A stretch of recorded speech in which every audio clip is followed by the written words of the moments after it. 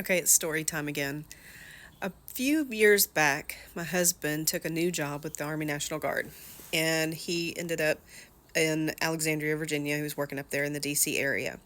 And when that happened, it was a whole story on how that happened and how he ended up taking that job and all of that. And I'll probably tell that another time. But as I'm sitting here and I'm sitting on my back deck and I've got the deer out in my yard and I'm marveling at the fact that they come into my yard every night and they eat. I feed them, so yes, they're tempted to come because I put corn out there. But it's so cool, just the promise that God made me several years ago when my husband took that job up in Virginia, and I wanted to tell that story to you guys. So as I tell the story, I just wanted to show y'all my view. This is what I get to watch every night as these deer come, and sometimes it's two or three, like tonight.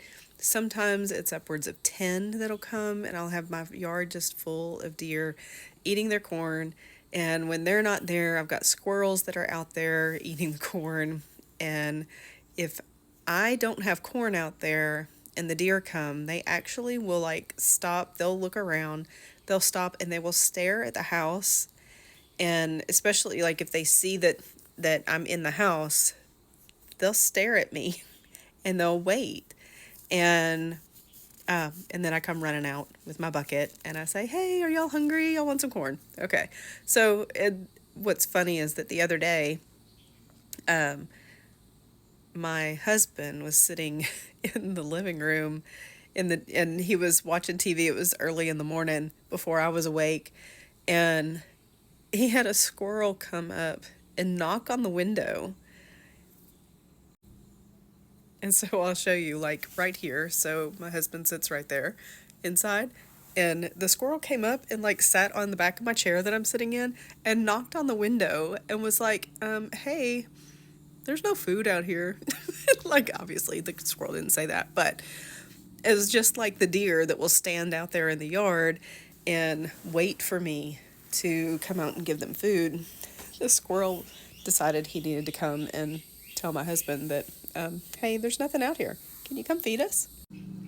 Okay, but anyway, that's not the story I wanted to tell. I just this that's part of it is the wildlife I will say out here. So when my husband and I made the decision that he was going to take this job up in the DC area, we had a lot of prayer went into that, and I got a very clear answer from the Holy Spirit that he was supposed to take this job. And during that time, I had been praying over a plot of land and with this beautiful mountain view. I say mountain, it's a mountain for here in Arkansas. It's a big hill, right? Okay, but it's called Pinnacle Mountain, so it's a mountain view to me, and just these rolling hills going off in the distance and everything. And I would take mornings after I dropped my daughter off at school, and I would go down to the end of this cove, and I would sit there and I would pray.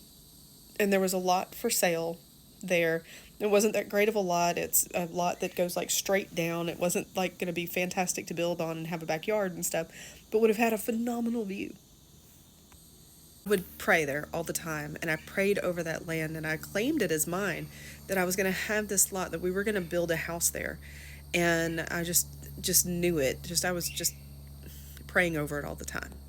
Well, when my husband took the job up in DC, we had the decision to make of, do we move the whole family up there or does he just go by himself and all of that. And so this was in 2019 that we were making this decision. And originally we decided, okay, he'll go up there that summer, start the job, get familiar with the area, all that kind of stuff. And then our daughter and I would move up there. And so then my daughter was in seventh grade at that time, and she got into cheer and was doing so well in school and everything. We decided, okay, we won't move at Christmas. We'll go ahead and let her finish that seventh grade year. Well, then COVID hit. And when COVID hit, I was so grateful that we were still here. Now, one of the other things that I had prayed about when we decided to move was God, I'm going to miss this view, this beautiful view that I have here, even if I never build a house in that spot. Like, so many spots in our town that I can go to and see that view, and I'm going to miss that view. And I remember him telling me so clearly that he was going to give me something even better. And I couldn't even imagine what that better would be, because I have become so accustomed to driving to these different spots in town and looking out at this beautiful view with the river and the mountain and the rolling hills and the farmland and all of that, and just and being able to just sit there, and it was so peaceful to me. And then we got lucky in that through, well, I say lucky. My husband wasn't too lucky because he had to go through COVID alone in that DC area in this small little apartment, and go through that whole ordeal of working from home and everything in this tiny little box, while my daughter and I were here in Arkansas still, and got to enjoy a lot more freedom than the DC area had. Still masks and all that kind of stuff, but she at least had her friends. She was still able to do sports, all of that. So it was such a blessing that we decided not to move, because when COVID hit, I think it would really would have been hard, especially on our daughter, to move to a place where she had no friends, doing online school, and have absolutely no social interaction really with anybody during that time. Well, the good news is that we never actually ended up moving to DC. My husband was promoted and he was actually moved right back here to Arkansas. We never had to move, but when he moved back, as he was moving back, we started looking at houses, and we found the most beautiful house. It was actually the opposite end from the cove that I used to go and pray over that land for a house, and that I wanted to live there, and I was praying over that spot.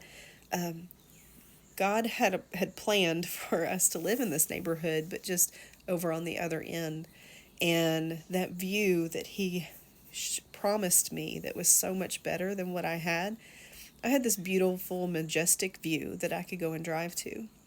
But to come out here and be able to sit here every single night and every morning, because they come in the morning also, and sometimes throughout the day, they like passing through all the time, and to come out here and be able to enjoy this just all the time and have so much peace. I have discovered what being still looks like with God.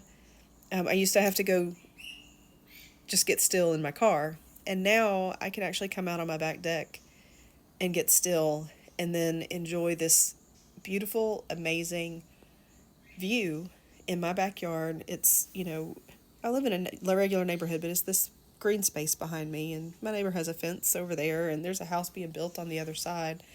But this is what I get to look at if I'm just sitting here on my deck.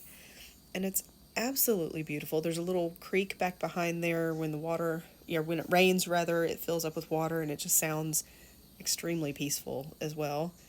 And I get to watch the squirrels chase after each other, and the birds come and they eat the feed, whether it's the corn or the peanuts, I put bird seed in it too. The deer seem to like that. When I've put bird seed in the bird feeder, they kind of like go and lick it like an ice cream cone. So I've just mixed it all in, and I just absolutely love it and wanted to share that with you. But this is the view that God promised me. He said, I've got something better for you. And this is totally it. So thank you for listening to my little story, and I hope you would go ahead and give it a heart and give me a comment. What has God promised you that you've seen come to life, that you've been able to witness and see that He followed through on that promise? You're not still waiting for it. I have other promises that He's given me that I'm still waiting on. But this one He's delivered, and I am grateful every single day for it.